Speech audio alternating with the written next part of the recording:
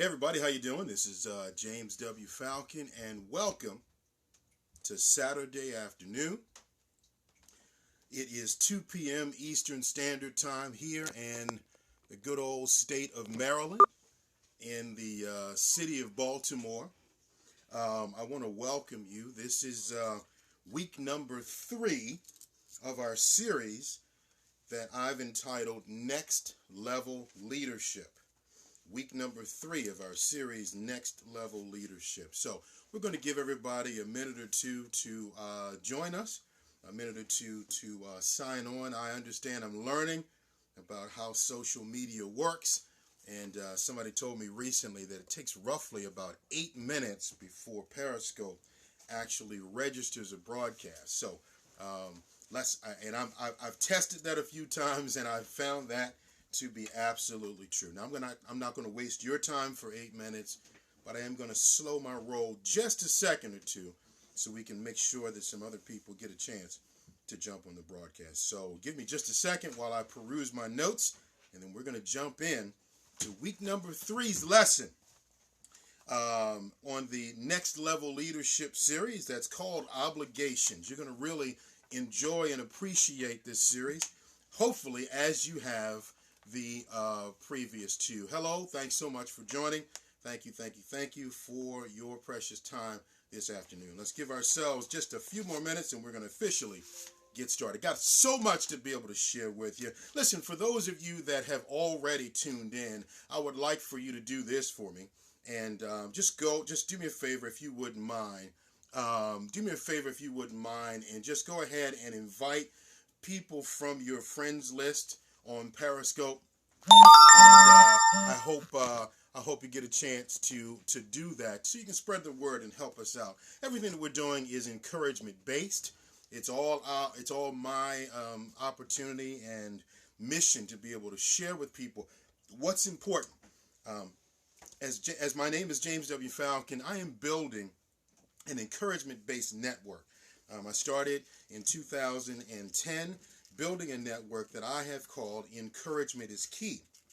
And that network has a threefold mission statement that's really, really important. And that threefold mission statement is to provide encouragement to individuals, to leaders, and to teams. So, individuals, to couples, and to leaders and teams is the way that breaks out.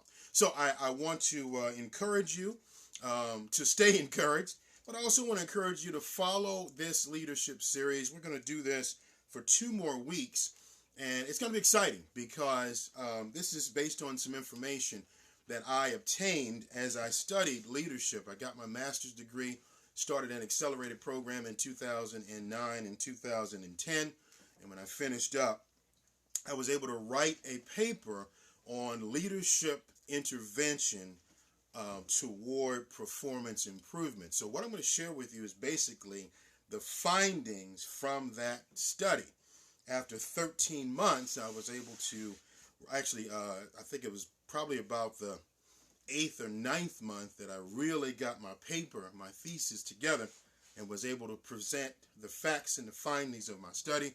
And to this day, I mean, here it is 6 years later, I'm still relying on that information quite heavily in the leadership role that I am in now and in the leadership roles that I have fortunately and thankfully held since 2009 and 2010. And what's interesting is that the material is not rocket science at all by any means. I mean, I'm not the sharpest knife in the drawer, but I really believe that the information is something that's palatable to everybody, as well as information that's incredibly and extremely practical. So I want to make sure that you get a chance to be able to hear this information and then make your own decision as to whether or not you feel it's going to be of any worth and value to you and your team if you are a current leader. And then this is also great information for those of you who are aspiring leaders. So what I want to ask you to do here is to go out to my YouTube page. It's James W. Falcon. Go to my YouTube page and you'll be able to find, I think it's the first 2 segments, maybe just the first segment that we did. And I'm going to give you the titles for those things in just a second. Okay, so let's go ahead and get started. make sure that I get good and comfortable here and be able to share with you this information. All right, so once again, I am James W. Falcon, and I'm the founder of a collection of encouragement-based projects that I call Encouragement is Key. All right, on the first week that we started this, week number 1, and if you see me looking down, it's just because I've got two things in my hand, a notebook where I've jotted some notes down, and I'm actually reading from a book that's in the works that's called Leading Others. It's called Leading Others, and this is a book that I am writing right now and have been for some years. It is basically my master's thesis put together with a few other sprinkles on top of it, and I'm going to have this available by the end of this series, so you get a chance to not only get the information that I've talked about in these 5 weeks, 5 Saturdays, but you'll get that and a whole lot more. So the complete title is Leading Others, Caring as the Catalyst for Performance, Intervention, and Improvement. So check that out. That's going to be made available to you by the end of probably next week, if not our final week, week number 5. Okay? So it's something for you and I both to look forward to. So the series is called Next Level Leadership because this is not intended to be a scratch the surface attempt to discuss and identify some of the more basic principles of leadership. And I say that not that this is going to be something that looks down its nose at all of the other body of information on leadership. That's not it at all. It's not that I feel like that I'm bringing anything that's that much more, or let me rewind the statement and restate it. It's not that I am special at all, but the information that I'm sharing is extraordinary. And you're going to find this incredibly valuable as it relates to something that will enhance your effectiveness as a leader. There's so much more that I can tell you about me and the network, but I'd rather just focus our time in the few minutes that we have here to just stay on task and talk to you about this leadership. As you can tell, I'm extremely excited about this because what I found is I was actually using many of these principles before I got my master's. Getting the master's allowed me to do at least 2 things. Number one, it affirmed the belief I had in the approach that I had taken to leadership, number one. Number two, it provided scientific evidence, what they call empirical evidence, on the approaches that I'm going to mention to you about leadership. I have always been a leader that's tried to value the employees for whom I've been responsible. Now, it's been a learning lesson. Trust me, I am not an expert. Even with a master's, I think at best I will always say that I'm either a leadership enthusiast or I'm a student of leadership. You'll never hear me say I'm an expert at leadership, even if I had a PhD or a whole plethora of degrees. It's not about the certifications. What it is about, thank you so much, what it is about is the fact that there is a body of information that exists, and tons of information on the topic of leadership, where science has been added, scientific evidence has been tapped to be able to support the things that I'm going to tell you. Now, I have been a John Maxwell fan for years. If you all are familiar and acquainted with John Maxwell, I don't think there's a finer leadership guru out in the market than John Maxwell. John Maxwell will forever be my hero as it relates to leadership and the books that he's written about teamwork and leadership and performance and all of the other things that are related to leadership. John Maxwell is extraordinary, and I am still a John Maxwell fan. But what I wanted to do is to go next level. Next level is, well, what does science say? Next level is, well, what else is out there that speaks to why certain things about leadership should be done and can be done with an anticipated result? What I'm bringing to you to the table with this body of information for this leadership series is to be able to say that if you as a leader do X and you incorporate Y, you are certain to be able to get Z out of the mix. I'm bringing to you a formula that you can follow as a script, a prescription when it comes to leadership. Listen, this is very important.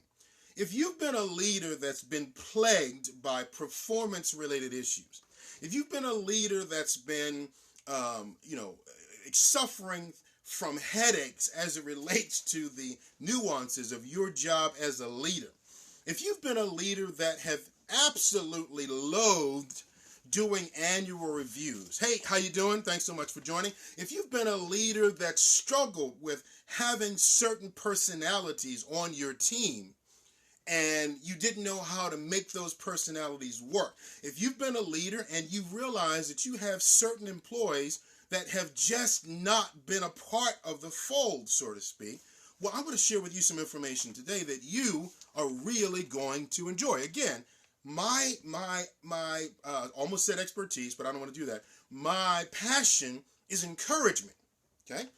But this is about me wanting to encourage you in your role as a leader in the workplace, in whatever form, shape, fashion, style, responsibilities you have as a leader, whether it's in a for-profit, not-for-profit, non-profit setting. You'll be able to glean these principles and they will work for you. As I was doing the advertising on Instagram, on Facebook, on Twitter, and out here on Periscope, I've been telling people, join me for this leadership series, because what you can actually do with this leadership series is literally take the information and put it to use the next time you punch in at work. And your teams will be extraordinarily excited about your approach to leadership. Last thing I'll share with you, and then I'll jump into the lesson. I have sat on the other side of the table many, many years now as a member of particular companies and also as a job recruiter. I was actually in a role as a recruiter, and then I've done a lot of recruiting for the companies for which I've worked. And I'm always surprised at the understanding, or I should say the lack of understanding, that many, many people, I'll tell you who I am in just a second, that many, many people have or either don't have about leadership. Now, it's not that I'm special that I know this, because that's certainly not the case. My friends and family will tell you there's nothing special about James W. Falcon. What's special is that the body of work out there concerning leadership is extraordinarily special because it's practical and it will literally change your life as a leader. So as I was promoting this, I wanted people to understand this is next level stuff. This is one up. This is, hey, I see you that and I'll raise you this. And I'm going to now give you what the lesson is today. Next level leadership has five, you see that, seems to do five, has five components. Five components. On the 6th of February, the first Saturday out, we talked about leadership. What is it? Then last week on the 13th, we talked about leadership, what it should never be. And the subtitle was what we call toxic tendencies. You've got to see those two broadcasts that I did because, again, the body of information, the body of work out there on these components will blow your mind, and it should excite you as well. Today I'm going to talk to you about obligations. What a leader's obligations are to his or her team members, because this is the component that many of us don't realize, that there are particular obligations that leaders have to their team members, okay? And I want to talk to you about that today, all right? So, obligations. Now, in lesson number 1, I shared with everyone that leadership was two things. That leadership was a relationship, and that leadership was a process. Now, it's also important to note when it comes to leadership, there are as many opinions as there are books in the marketplace, because everybody has his or her own things to say about leadership, whether it's from an experiential standpoint or whatever. Many, many people will tell you about their opinions and observations and suggestions as it relates to leadership. Hey, and we're all eligible to do that, right? Okay. But what I was sharing in the first week is that there is a component that lets us know leadership is a process. Now, here's why.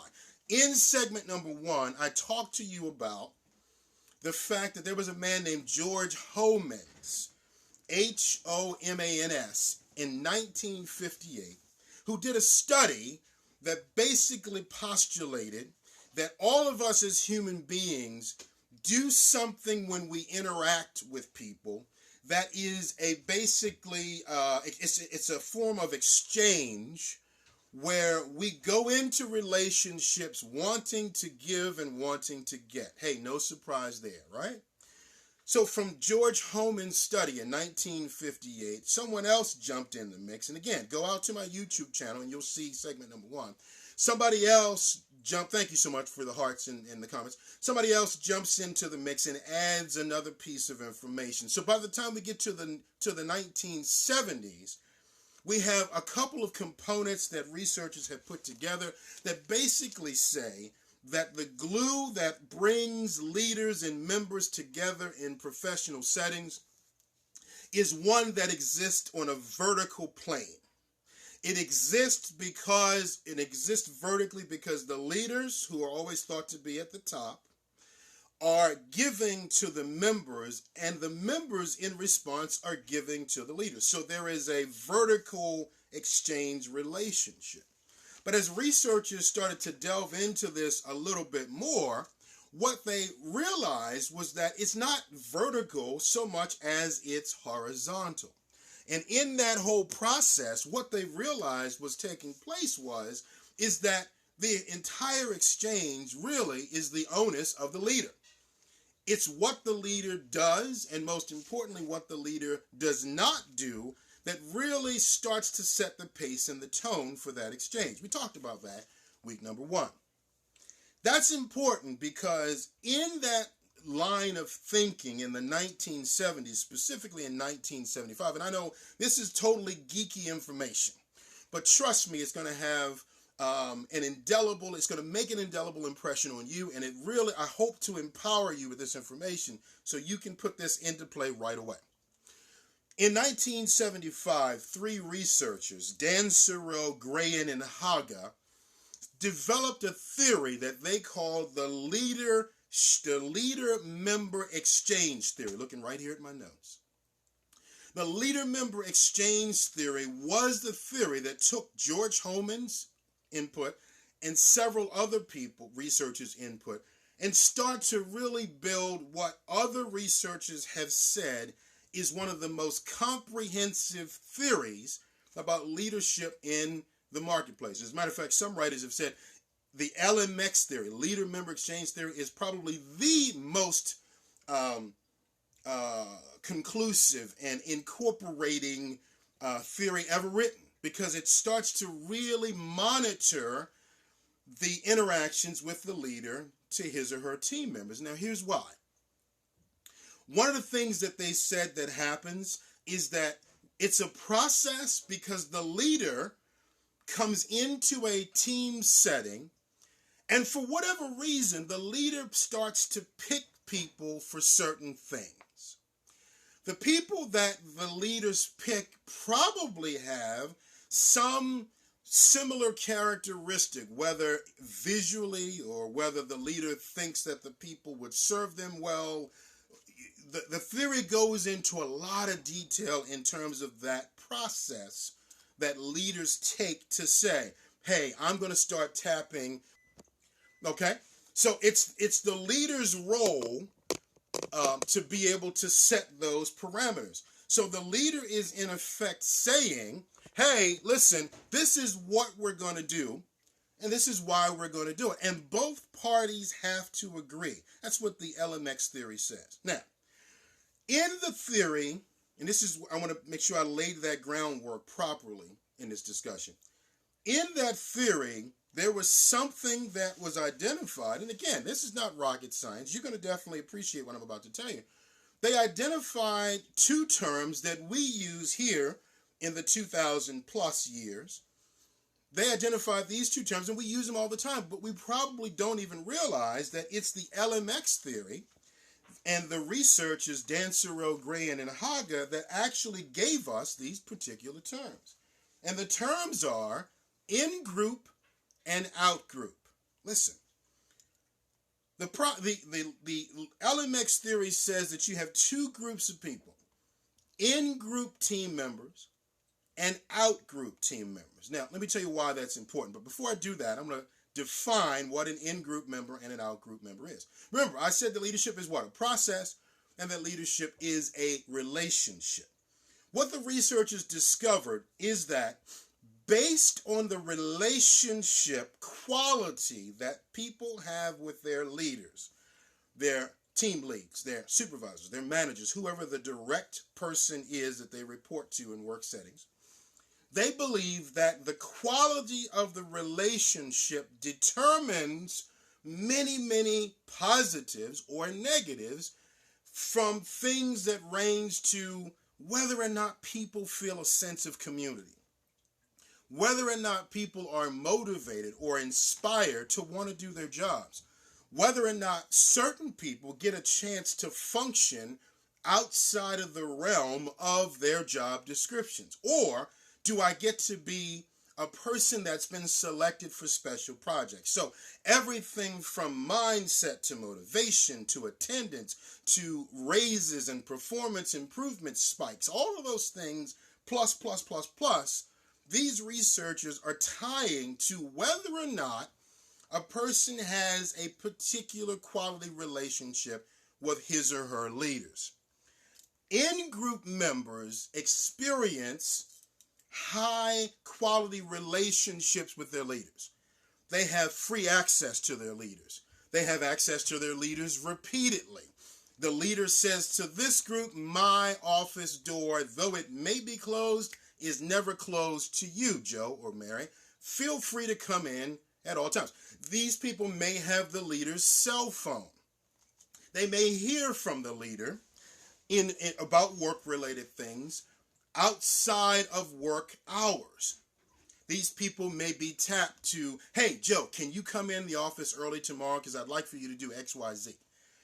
High-quality relationship members are trusted more. They're given more authority. Reading from my notes. They have higher motivation than the rest. And they can be compelled or invited to serve as mentors. Low-quality relationship members only do the job that's outlined in their job descriptions. They are not counted on to do anything more. They're not trusted. They're not invited into the inner circle. And what's key is this. An out-group team member may have been an in-group member that fell out, quote unquote, with the leader. In other words, they may have been in the in-group, but something happened to where now they find themselves on the periphery. Or they could have come to the department or the leader, the team, the company, as an out-group member. They could be suffering from, not suffering, that's probably a bad choice of words, but they may have a mindset that is not in line with the leader, the department's goals and ideals, or with the company's mission statement. What's interesting is that out-group team members are no less intelligent than in-group team members. They're no less capable.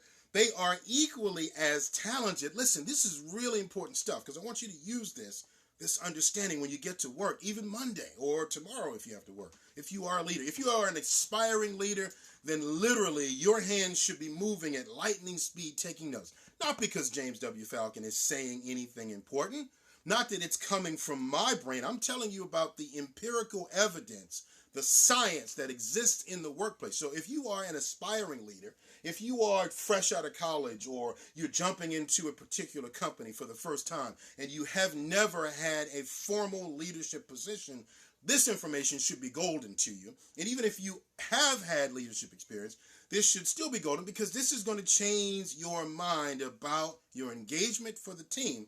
And then I'm going to walk you through why all of this matters and can matter in terms of motivation, performance, and ultimately whether or not you can do things like reduce employee turnover. Can you increase the level of enthusiasm? I mean, so many byproducts and benefits. Anyway, so low quality exchange members are no less intelligent. They stand equal because after all, you hired them. Or after all, some human resources department oversaw the hiring process to make sure that an equity process took place in terms of the people you selected for the job, the people you actually hired. Hopefully there are governances in place that make sure that that was equitable. Okay? Now, all of this is important because, listen, this is what we don't want to admit in the workplace, but it is key. It's golden. Community is vital. Community. In the workplace, we call it teamwork. It is critical, and here's why. The question can be, now remember, I just told you about the relationship that the member has with the leader. If I'm giving a person or a group of people access to me that I'm not affording to another group, make yourself a note. If I'm giving to people my cell phone number, some team members have it, some don't. Let me give you a really practical example. And I used to notice this when I was in grade school, because during grade school, during these earlier years where I first noticed this, I was in the out group. Okay? But do you remember your grade school days when the teacher would have to go to the office and she would hand the piece of chalk to Jill and say, Jill, I want you to stand up here at the board and I want you to write down the names of anybody that talks, acts up, get out of their seat, or do anything that I don't want them. Jill, here's the piece of chalk, stand at the board. And you had that class monitor. You remember her or him? And they would stand there because they were just knighted by, in my case, the nun, because I went to a private Roman Catholic school. The nun would give the person the piece of chalk, and what would happen to the person that they would select is their chest would be stuck out, their head would raise, because they were just given some additional duties and responsibilities. They were not functioning in the realm of what it means to be a student. Now they were kind of a para-aide. They were knighted. They were given authority by the teacher, and through that person, the teacher was monitoring the class. The question I used to have was, initially, why did she not give me the piece of chalk? What's wrong with James, or what's not right with James as to why I wasn't selected? Those are probably some of the very first introductions we all have to this whole thing about in-groupers and out-groupers. Does that make sense? Now, thankfully later on, and I guess pretty much for the rest of my scholastic career, up through my master's degree, I made sure that I was in the in-group. They call in-groupers teachers' pets, brown nosers, and many other things that I wouldn't dare say here on Periscope that I've been called that are derogatory in nature. Nonetheless, I think we can all get and understand the in-group, or I'm hoping we can all get and understand the in-group versus the out-group principles. So the question remains is this: can an out-grouper become an in-grouper? Okay. Now, today's lesson is about obligations. One of the things that is super, super critical for you, leader, for you, aspiring leader, is this. Here's the thesis of today's discussion. There is a whole body of research emerging about the importance of human resource governance. Human resource departments, the field of human resources, there's been an influx of people wanting to do more for companies on those levels. There are varying degrees. It can be quite complicated to be able to keep up with the employment codes and regulations. And as a leader, I have had to do disciplinary actions of employees over the years. And so to make sure that they are meted out, again, the word is equitably, it involves some oversight. So those are just a few of the things that human resources personnel are doing, are managing, are making sure that they are educated about and aware of, right? But the body of research that's emerging as it relates to our topic says this. Listen, watch this. It says that we as leaders have an ethical and a moral as well as a legal obligation, watch, listen, to offer out-group team members frequent invitations, frequent opportunities to become in-group team members. Now, that you should have circled that, put a bunch of stars and highlighted it with 4 different colors to make yourself a note, because what I just said there, based on the research and the benefit, because stay with me now, I'm just talking about the obligations. Next week's lesson is called investments. I'm going to share with you how you can actually make some investments in your people so that you see the benefit of all this geeky stuff I'm talking to you about. So listen, stay with me.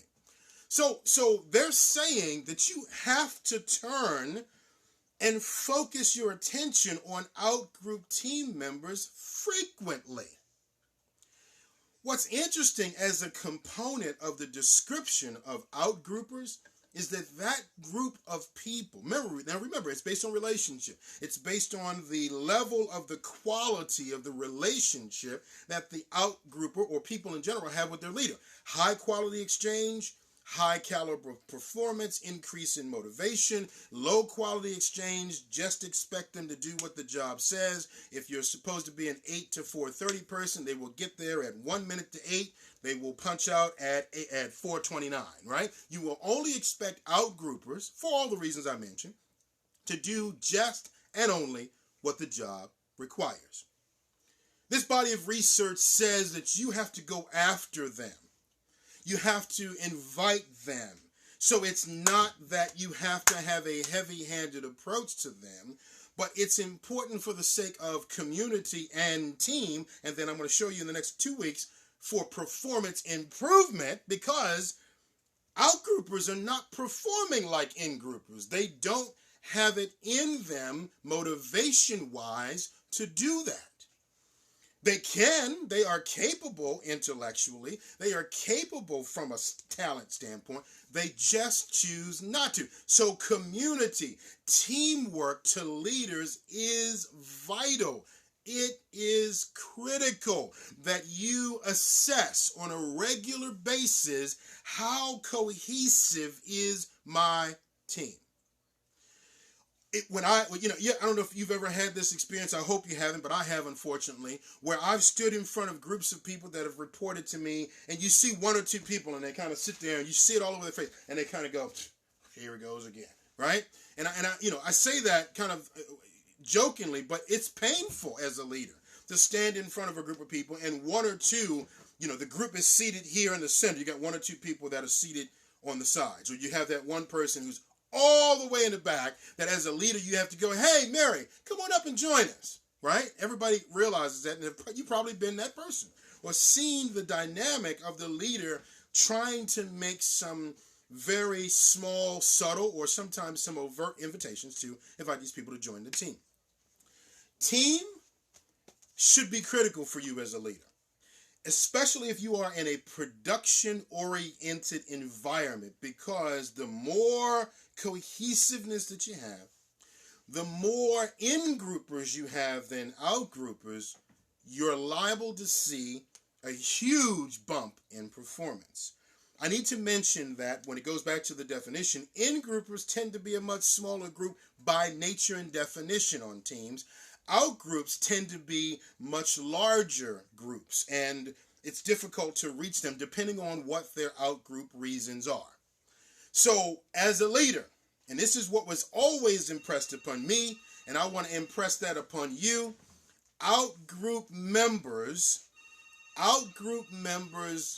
leaders in general should be working their hind parts off, connecting with people. Leadership should be about people.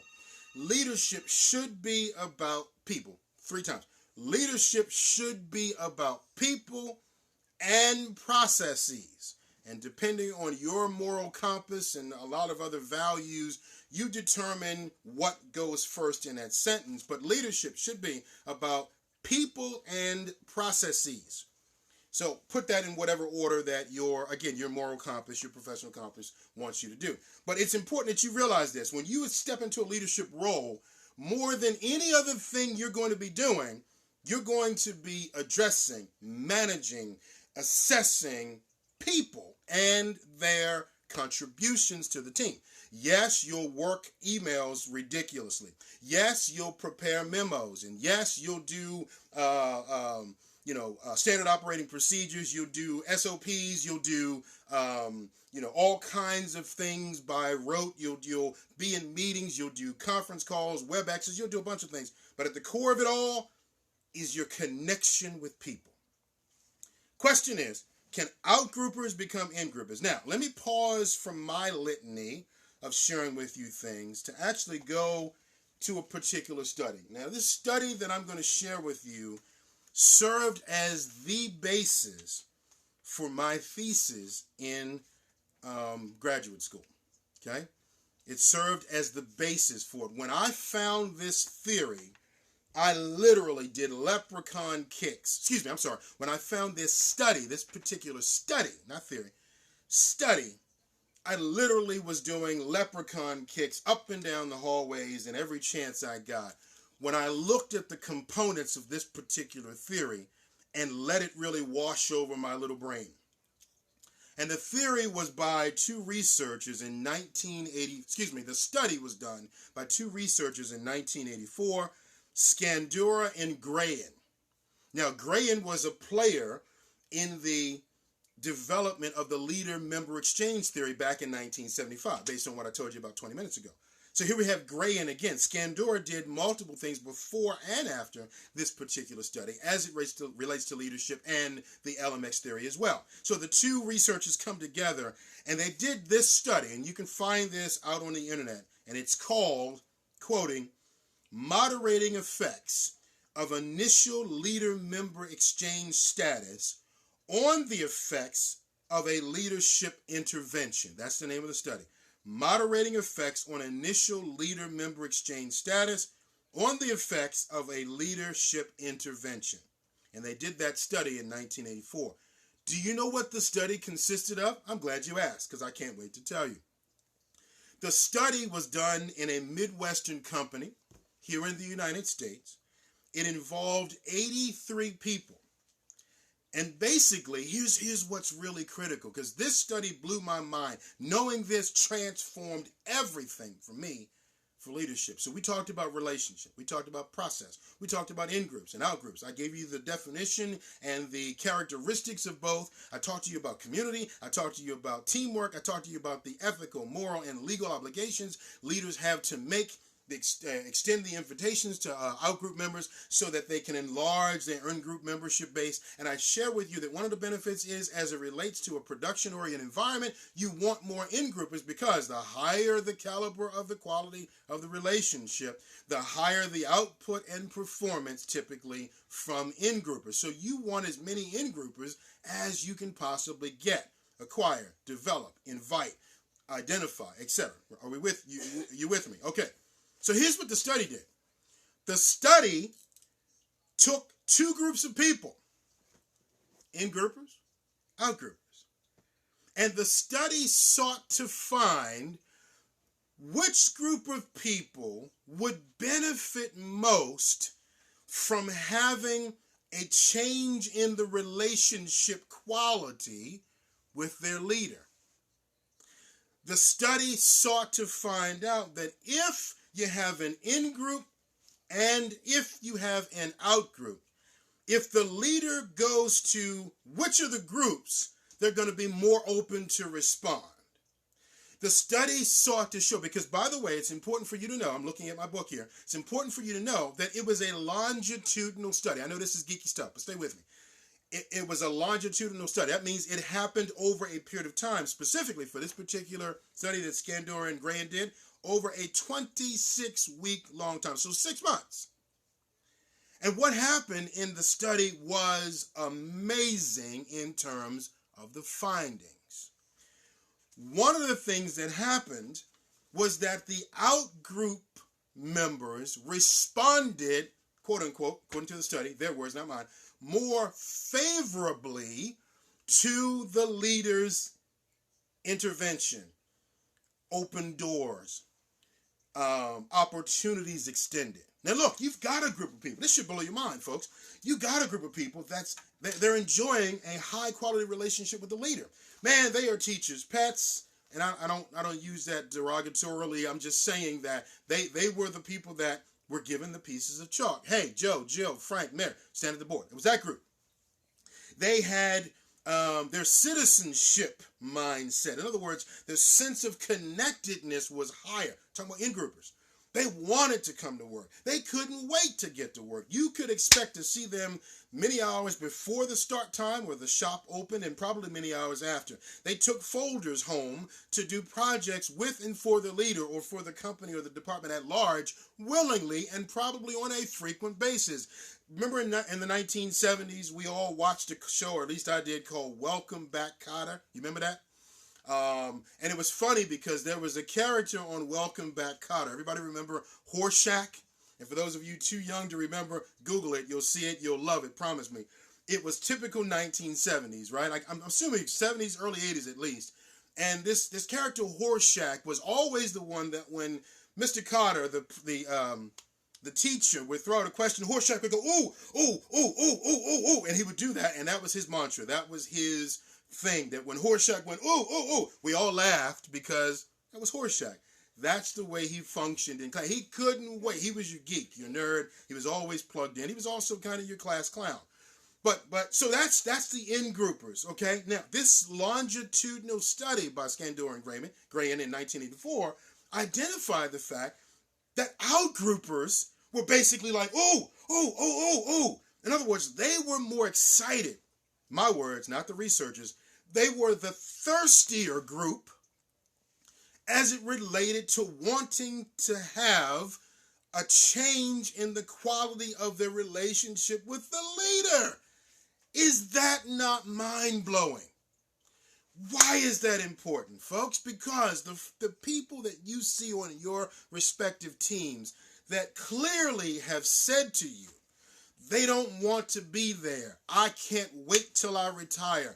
I can't wait. I hate this, that, him, her, these meetings, this company, blah, blah, blah. You know, that group of folks, whether they are verbal or not, that group of people was thirsty to want to have a change in the quality of the relationship with their leader. Here's the point for you. We can never, ever put people in a box and label them and say to ourselves, there's no value or there's no hope. The study proved that group, the out-groupers, were hungry to want to do more for the leader. We're hungry to want to be. And you know what the study actually wound up proving? A bunch of things that I'll tell you in week 4, next week, and week 5. So I can't give away the cookies just yet. But I will tell you this. When offered, when invited, listen, the outgroupers performed better. The outgroupers were scientifically, empirically recorded as having performed at a much higher rate of change than the in-groupers did. The in-groupers, people that love their time and attention that they were given and that they experienced with their leaders. But it was the out-groupers that had the better response, the better performance change, the higher performance change over 26 weeks as a time frame. I want to encourage you, my leadership colleague. I want to encourage you, my aspiring leadership colleague. Make yourself a note of who your in-groupers and your out-groupers are on your team. And yes, I will be plainly honest.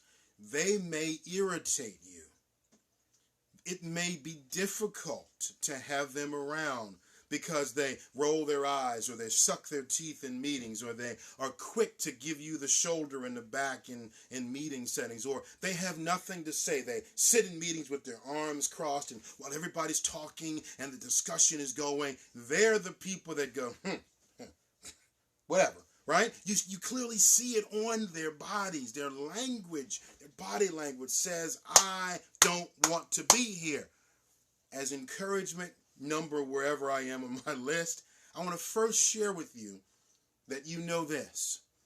It may not have anything to do with you as to why or how they came into a mindset as an outgrouper. Nothing.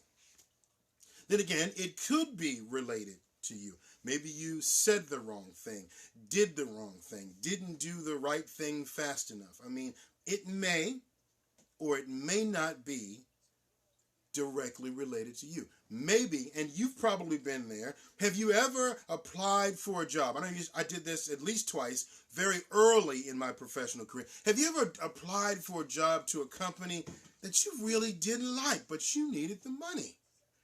People do that because we take the roads that we feel are going to give us the things that we need, and sometimes we make decisions like that. That is not the optimum scenario, obviously. We want to be excited about the company we're for, but we've gone through so many economic changes that many people found themselves in fields they wouldn't have previously chosen, found themselves applying to companies that they would have never considered, found themselves in industries that they are probably frustrated, if not embarrassed, to say that they're in, versus the plan they had way back in high school and college. It happens. We're human. Whatever the scenario, I want to encourage you. And most importantly, friend, I want to invite you to understand the importance of identifying your in-groupers and your out-groupers and be ethically, morally, and legally obligated to reach this group. Obligated to make frequent invitations to them.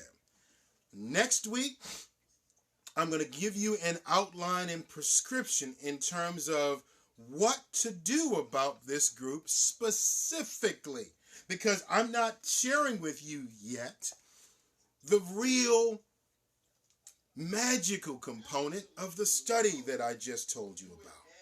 There was a component to that study that I want to share with you is critical. It's simple, it's cost effective. And for those of you who are willing, it's going to be transformational. And that is a promise. Not by James W. Falcon, but based on the body of scientific, empirically based evidence that currently exists. I want you to enjoy leadership. I have been a person that at different points in time could not stand my leadership role.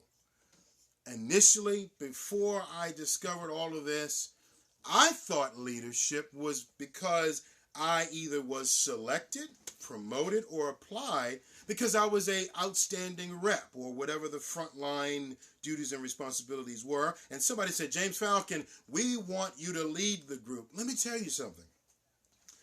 There's no problem with people doing that, but I want to share with you this, friend.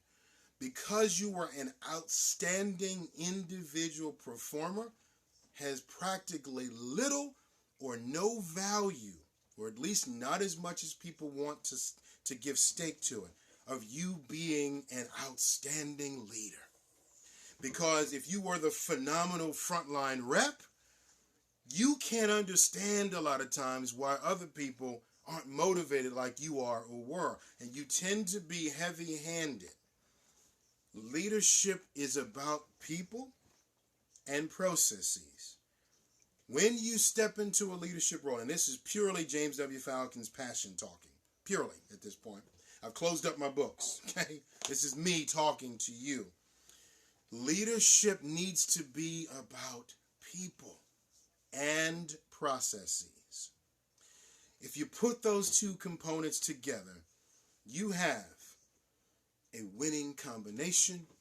You have a believability with team members. You have presented yourself as a person that your individual team members want to lead them. And that, my friend, should be enough to keep you engaged and to keep you encouraged. I'm hoping that you're enjoying this broadcast as we're going to come to a close here in just a second. And I'm certainly hoping that you'll enjoy the first two segments if you haven't seen them. Because, again, this was transformational stuff. When I talk to you next week about, next week's segment is called Investments.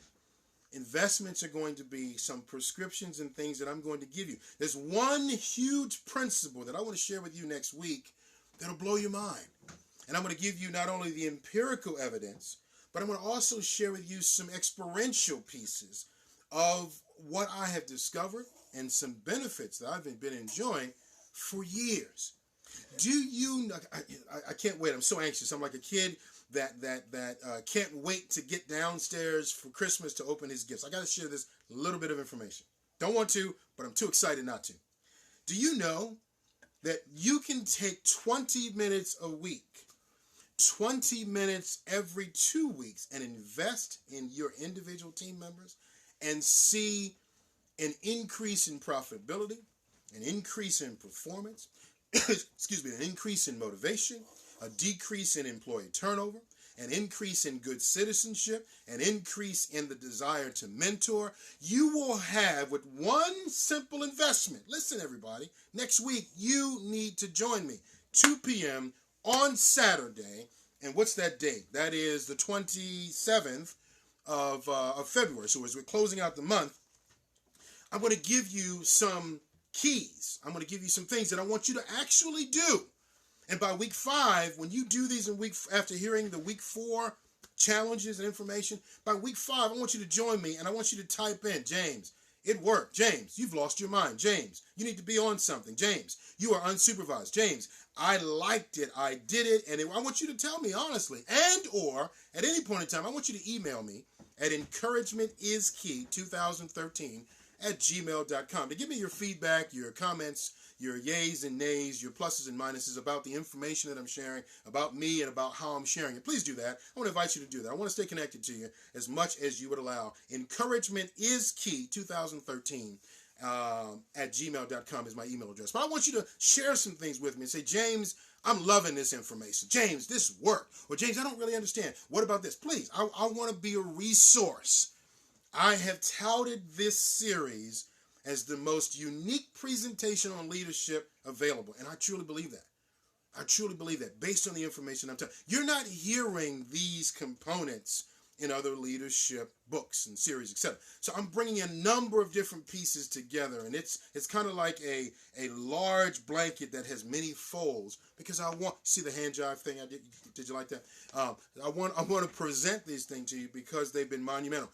One investment of 20 minutes, weekly or bi-weekly, with each of your employees will transform your success level and potential. And that, my friend, is the truth. The reason is I have led teams. I have led teams in production-oriented environments. I am a call center professional by trade. That means that I recruit for, I manage, I oversee, I do performance reviews, I monitor telephonic and quality-based information and components and metrics in call centers. I've worked for 5-6 call centers at this point in time. I've been a frontline rep, I've been a team lead, I've been a supervisor, I've been a call center manager, now a call center director. I've worked in for-profit, non-profit, not-for-profit settings. I've worked for health insurance carriers, property and casualty carriers, and I now work for a college where my team is frontline. So we are the people that answer the phone for a particular segment of customers.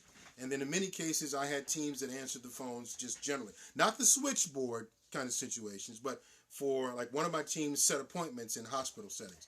Another one of my teams provided information to people that had a particular insurance plan. So on all of these production-oriented environments, I'm going to share with you some things that worked for me, as those pieces of my professional background are also included in this book, which you have got to get when I finish this series.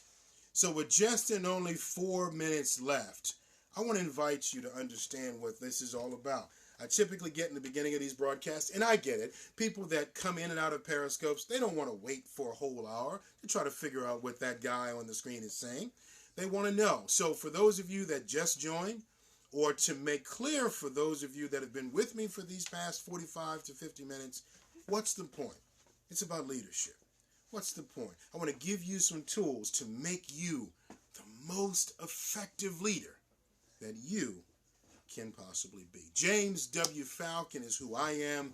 This is the leadership series called Next Level Leadership. Thank you to everyone that's been on the broadcast. Thank you for your comments and for your hearts. But most importantly, I thank you for your time, because it is a valuable resource, as are you.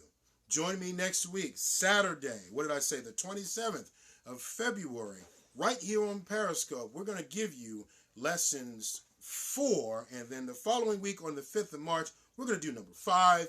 These segments are going to be out on YouTube. It's going to be a book coming that I want you to be able to have. You can email me at encouragementiskey2013@gmail.com.